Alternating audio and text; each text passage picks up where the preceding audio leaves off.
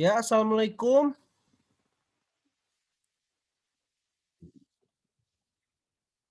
Waalaikumsalam. Waalaikumsalam warahmatullahi wabarakatuh. Waalaikumsalam. Terima kasih kawan-kawan semua. Waalaikumsalam warahmatullahi wabarakatuh. Mohon dibuka ya kameranya.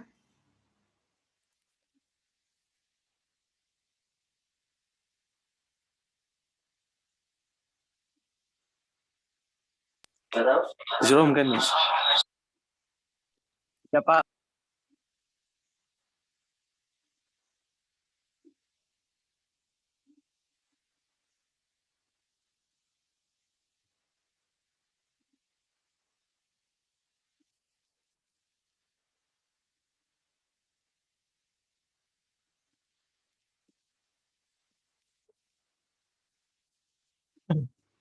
Ya, terima kasih.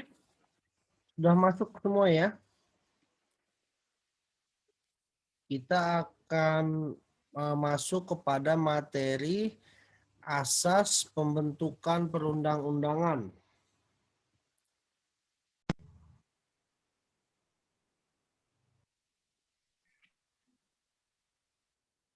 Ya, kita akan masuk kepada asas pembentukan peraturan undang-undang ya.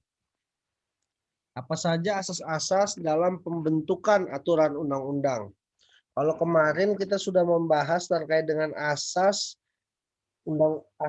peraturan undang-undang ya, asas hukum dalam peraturan undang-undang. Sekarang kita masuk asas pembentukannya. Nah, dalam peraturan undang-undang itu ada pakar ya.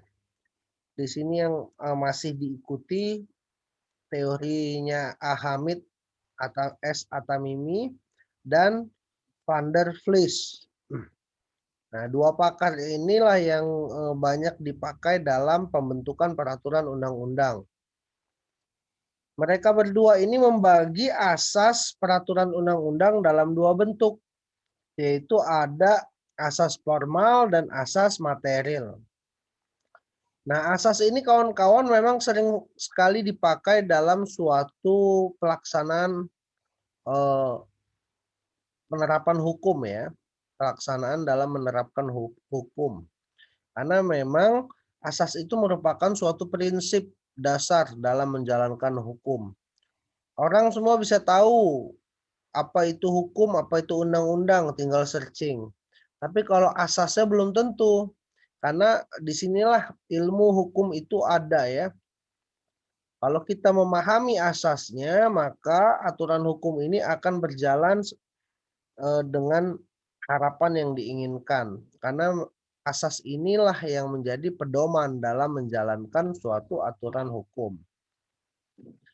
Nah, di sini ada kedua asas yang dikemukakan Van der Vlies dan Hamid Atamimi. Yang dikemukakan Van der Vlies memang dikatakan ada banyak kurang dan lebihnya ya. Karena setiap teori, setiap asas selalu diperbaiki dan selalu ada asas-asas baru sesuai dengan perkembangan ilmu dan perkembangan zaman. Nah, di sini ada asas formal. Sebelum masuk material, kita lihat dulu asas formal ya. Asas formal menurut Hamid Atamimi. Ada tujuan yang jelas, perlu pengaturan, adanya organ lembaga yang tepat, materi muatan yang tepat, dapat dilaksanakan dan dapat dikenali. Nah, secara formil ini harus ada. Sebelum masuk ke dalam material, ya, asas-asas ini harus ada dalam formil. Asas tujuan yang jelas. Bahwa setiap aturan undang-undang harus punya tujuan.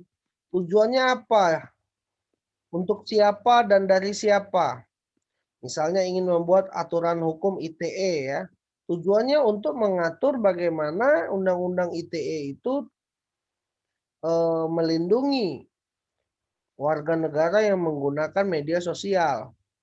Jangan sampai ada pelanggaran, penipuan, kecurangan, bahkan kejahatan di dalam media sosial.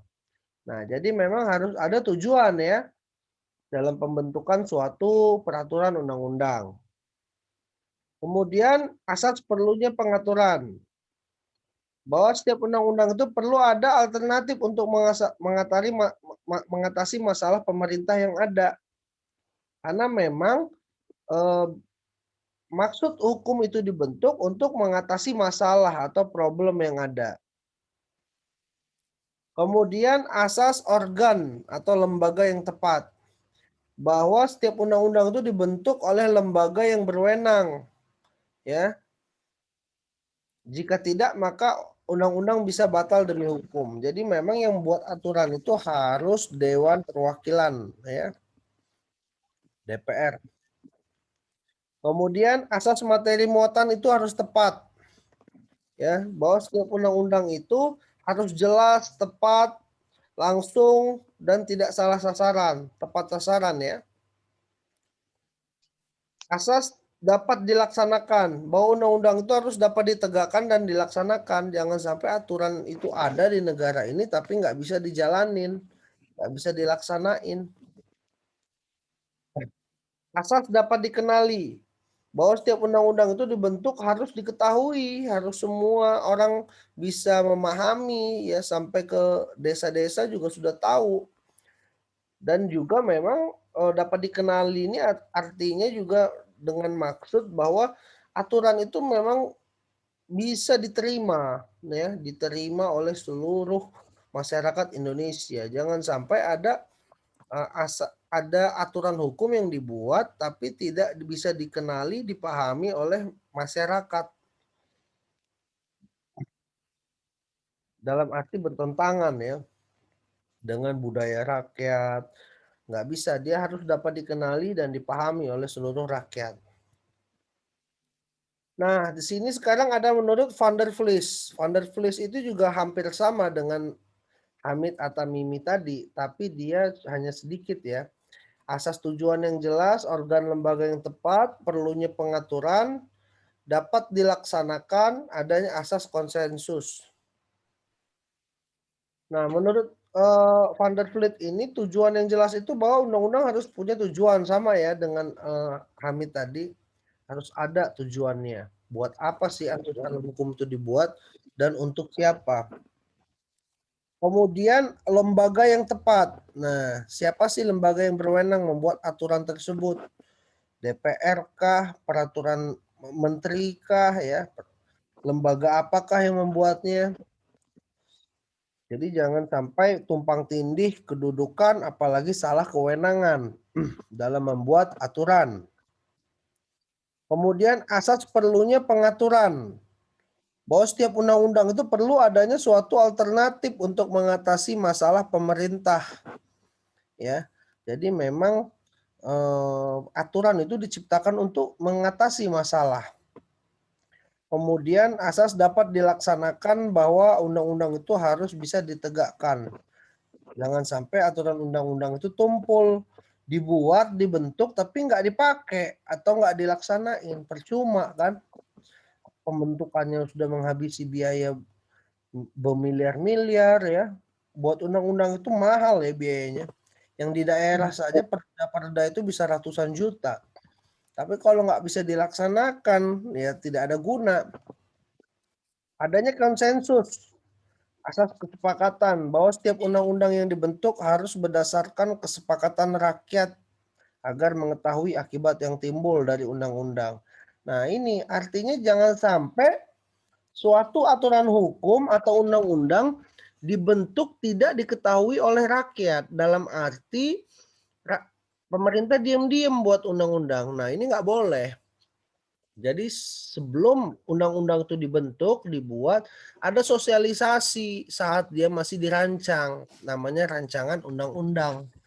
Nah, saat dia masih dirancang itu ada yang namanya sosialisasi, sehingga rakyat itu bisa tahu kalau ini udah disahin, berguna nggak sih buat rakyat? Karena negara ini negara rakyat, milik rakyat, ya. Rakyat perlu tahu, rakyat harus tahu apa yang akan dilakukan pemerintah untuk masa depan rakyatnya ke depan. Sehingga banyak sekali Kalau misalnya dia bertentangan dengan masyarakat, masyarakat itu menolak kalau ada undang-undang yang nantinya ditakuti.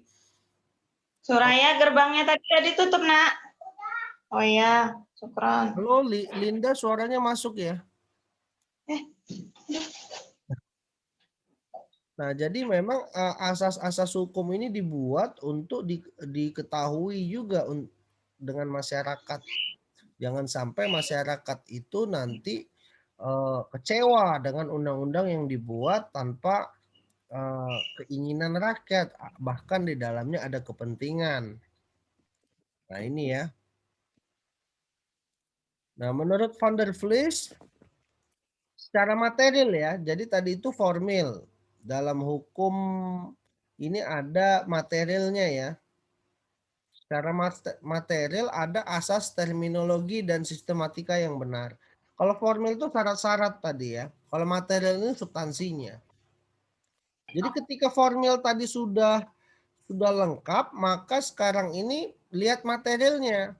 Jadi sistematika undang-undang itu harus jelas, tepat, cepat dipahami, bahasanya tidak sulit, mudah dimengerti, dan harus jelas. Jangan sampai aturan undang-undang dibuat itu multitafsir. Banyak yang bisa nafsirin. Hakim nerapin susah ya. Sudah hakim nerapinnya susah, penegak hukum bingung, masyarakat juga lebih lagi dibuat bingung. Karena undang-undang yang multitafsir atau dia punya makna ganda. Jadi dia harus tegas. Kemudian asas dapat dikenali. Nah, bahwa undang-undang itu harus dikenali ya untuk diketahui masyarakat. Jangan sampai buat itu diam-diam ya, buat aturan diam-diam bahkan masyarakat nanti kecewa dengan undang-undang yang dibuat hanya unsur politik saja, tidak terbuka ya. Harus terbuka, diketahui, jelas. Kemudian asas perlakuan yang sama di hadapan hukum. Nah, undang-undang ini dibentuk nggak boleh untuk ditunjukkan kelompok orang saja. Misalnya buat aturan hukum ya, aturan hukum untuk orang Indonesia Timur, untuk orang Indonesia Barat, ya itu nggak boleh. Jadi hukum itu dibuat harus diperuntukkan seluruh rakyat Indonesia. Jadi sama, semua rakyat itu sama. Hukum dibuat sama pemerintah, jadi pemerintah buat aturan korupsi. Kalau mereka korupsi, mereka juga kena. Ya, jadi bukan untuk rakyat saja, untuk semua, bahkan pejabat-pejabat pun kena. Nah, itu perlakuan sama di hadapan hukum. Jadi hukum kalau dulu itu ya ada hukum itu dibagi 3 dalam sejarahnya ya. Penjajahan Belanda ada namanya golongan Eropa, golongan Timur Asing, dan terakhir kita golongan Bumi Putra. Nah, ini sejarah ya, sejarah hukum. Sebelum hukum diperlakukan kita merdeka secara nasional, dulu ada 3 golongan dan kita itu hukumnya paling rendah, Bumi Putra. Nah, itu nggak boleh. Nah, kemudian asas kepastian hukum. Dalam material, setiap undang-undang itu harus pasti dan tidak kabur. Jangan sampai aturan hukum itu dibuat nggak jelas. Perlu ada kepastian, ketegasan dalam suatu pembentukan aturan. Kemudian ada asas pelaksanaan hukum sesuai dengan keadaan individu. Nah, dalam keadaan individu ini artinya membantu permasalahan individu ya. Tapi sebenarnya asas ini dapat menghilangkan perlakuan yang sama di hadapan hukum menurut Hamid. Hamid mengkoreksi asas pelaksanaan sesuai dengan keadaan individu ya. Maksudnya itu sebenarnya memberi perlindungan terhadap individu yang ada di tiap masyarakat. Nah, semua asas ini kawan-kawan semua adalah asas atau teori yang muncul sebelum undang-undang atau pembentukan perundang-undangan nomor 12 tahun 2011. Sebelum adanya undang-undang yang disebut ini, mengenai asas-asas tidak dikenal, hanya teori saja. Tapi sekarang sudah ada ya, asas-asas itu memang merupakan suatu pedoman prinsip untuk dijalankan. Setelah dimunculkan atau diundangkan Undang-Undang 12 tahun 2011, asas-asas ini dinormalisasi lagi sehingga tidak lagi dikenal asas hukum karena sudah dijadikan sebagai norma. Ya, sebenarnya walau dia tidak jadi norma pun asas itu merupakan suatu prinsip orang hukum untuk menjalankan dan menerapkan aturan hukum. Nah, sekarang ini sudah diatur dalam pasal 5 dan pasal 6 Undang-Undang 12 tahun 2011 tentang pembentukan perundang-undangan. Nah, sekarang ini sudah berubah ya, tidak 12 tahun 2011 lagi sebenarnya, tapi memang hanya perubahan sedikit, mayoritas masih memakai undang-undang ini. Nah, kemudian dalam pasal 5 berisi tentang asas pembentukan perundang-undangan yang baik, ditentukan yang ada di dalam asas-asas yang bersifat formal. Kemudian dalam pasal 6 berisi asas yang bersifat material dengan sebutan materi muatan peraturan undang-undang. Nah, artinya apa? Dalam pembentukan undang-undang itu harus melihat juga sisi formilnya ya. Sisi formilnya ya, dia harus jelas, tegas, diperuntukkan oleh seluruh masyarakat. Sisi materialnya ya, isi-isinya harus tepat guna untuk sesuai kebutuhan masyarakat. Nah, itulah guna-guna asas-asas ini dibuat untuk memberi pedoman bagi si pembentuk undang-undang, yaitu anggota dewan dan lembaga-lembaga negara yang memiliki kewenangan membentuk aturan undang-undang. Seperti contoh ya, ada asas legalitas. Pernah dengar nggak asas legalitas?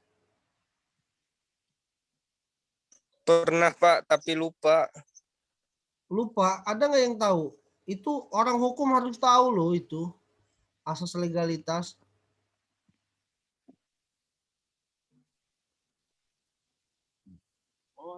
Artinya aja lah, nggak usah bahasa Belandanya yang nulum delictum lega poena itu nggak usah lah. Coba artinya. Artinya apa asas legalitas itu? Asas legalitas itu adalah menyebutnya negara itu sebagai negara hukum. Apa? Jaminan kayaknya. Jaminan gitu. Jaminan? Dalam negara Dia akan dihukum tanpa adanya hukum gitu, Pak. Nah iya. Jadi ini ya, Tidak kawan-kawan ini hukum. udah semester berapa? 6 ya? Udah semester berapa kalian ini? Baru 6, Pak. semester Pak. 6 ya? Ini harus paham loh, udah 3 tahun di kampus ya. Jadi asas legalitas itu yang paling utama. Jangan sampai kita nggak pernah tahu asas itu. Karena bedanya kita dengan masyarakat umum, kita harus tahu. Ya, tidak dihukum seseorang sebelum ada aturan yang berlaku. Artinya apa itu? Artinya harus ada aturan yang berlaku dulu baru bisa. Nah, betul. Eh, Betul itu. Siapa nama tadi? Mentari, Pak. tes. Suaranya jelas nggak? Jelas, Pak. Jelas ya. Nah, jadi tidak dihukum seseorang sebelum ada aturan hukum. Misalnya nih, kayak Raffi Ahmad dulu ada narkoba jenis baru. Dia nggak bisa dihukum. Kenapa dia nggak bisa dihukum? Punya asasnya, Pak, legalitas. Nah, asas legalitas. Nah, mohon maaf ya, sampai sekarang kumpul kebo bisa nggak dihukum? Belum. Enggak. Nggak bisa, karena belum ada aturan hukumnya. Nah, inilah yang menjadi masalah. Ada beberapa konflik sosial di dalam masyarakat, tapi aturan hukumnya belum dibuat sama DPR. Tapi itu juga sebenarnya pengakuan HAM dalam konsep tata negara tidak boleh dihukum seseorang juga sebelum ada aturannya. Kalau dalam Islam ya, tidak boleh diperlakukan suatu apapun sebelum ada nasnya. Nah, jadi memang hukum itu sesuai dengan aturan yang ada. Kamu dikasih tahu dulu aturan hukumnya, kamu disosialisasikan, kamu disebarkan, baru kamu tahu ini salah. Nah, negara punya kewajiban mensosialisasi aturan hukum. Mana yang salah, mana yang benar. Kalau memang belum ada aturannya, kita bisa ngotot. Kamu mau menghukum saya pakai apa? Aturan mana yang mau kamu hukum? Salah saya di pasal mana? Nah ini kepastian namanya. Jadi bukan hanya bicara keadilan hukum itu. Ya, keadilan itu kita tarung di pengadilan. Tapi kalau kepastian, kamu harus punya kejelasan. Kamu ngomong saya salah ini salahnya di pasal yang mana? Maka kebanyakan konflik sosial yang ada di masyarakat belum ada aturan hukumnya, polisi nggak bisa nangkep, ujung-ujungnya masyarakat yang main hakim sendiri. Paham nggak? Multitafsir. Bukan multitafsir. Kalau multitafsir itu aturan tuh bingung isinya apa. Kalau aturan yang nggak ada gimana? Kosong loh, kekosongan hukum. Nah, ini perlu adanya pemahaman legalitas. Tidak dihukum seseorang sebelum ada aturan. Nah, kalau yang nggak ada aturan gimana? Ya nggak bisa diapa-apain. Akhirnya masyarakat main hakim sendiri. Gimana? Ridho? Apa Pak? Ini apa namanya?